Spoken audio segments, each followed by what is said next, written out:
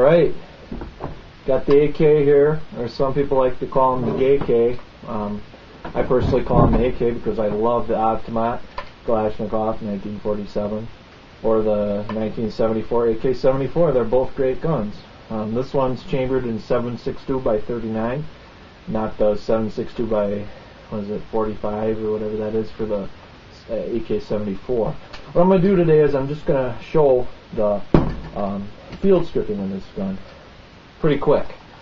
Basically what you do is there's a pin on the back, press that in, dust cover comes off, recoil spring comes out, bolt pin comes out, pull this little pin off, take the trunnion off, flip this pin off, push this little block forward, front grip comes off. Right here is a standard AK field strip, what you could do in the field.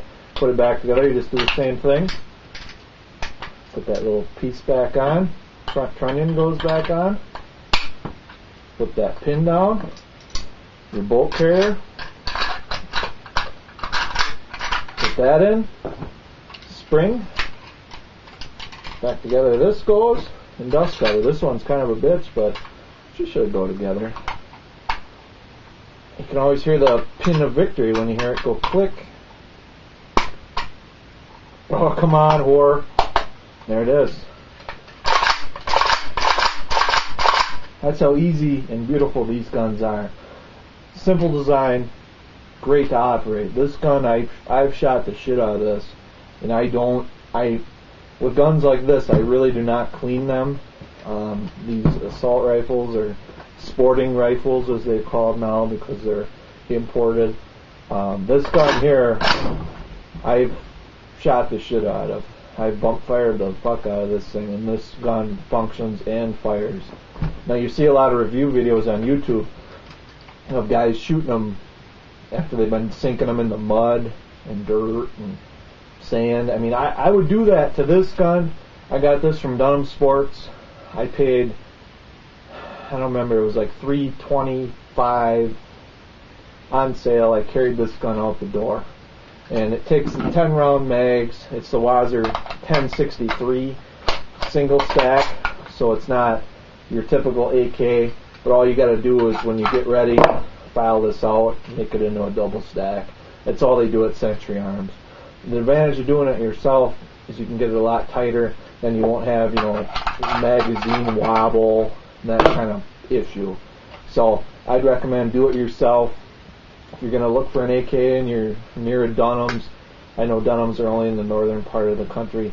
I live in Wisconsin, so they're around. They have these on sale a lot.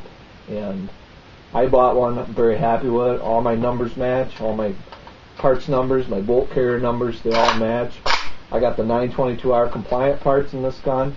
She's all set. I added a few upgrades. I did the wood and the Russian red myself. Check out my other videos I'm doing with the RIT dye and Minwax spray polyurethane. Cool thing about this gun too is the slide locks back like that, open chamber. It locks back when you pull it back. It won't lock back when the magazine's empty, so you're going to have a lot of dry firing. But other than that, this gun, AK-47, way to go. And the cool thing about this is, my dad's thinking about buying one of these. He always hated these. He used to call them, he used to say, those guns are Russian junk. Well, then I bought one and now he's like, oh, I kind of want one of them. Well, the reason is, if you get into a Libyan rebel type situation, you're fighting for your life, and you're trying to take over some dictator, God knows what, real unrealistic in this country because we have, a little more structure. I guess you'd say. This gun will get you there. I mean, I'm not like a conspiracy theory guy or anything, but these guns, I don't think there's anywhere you go in the world where they won't have 7.62 by 39 shells. I mean, the 7.62 AK round, this right here, you can find this everywhere. I mean, the Polish Navy uses these guns, so you know they got to be good. And you can get the Intl.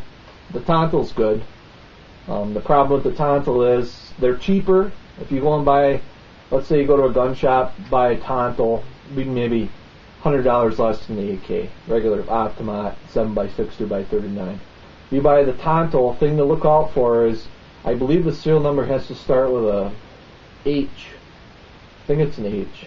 I have to research that.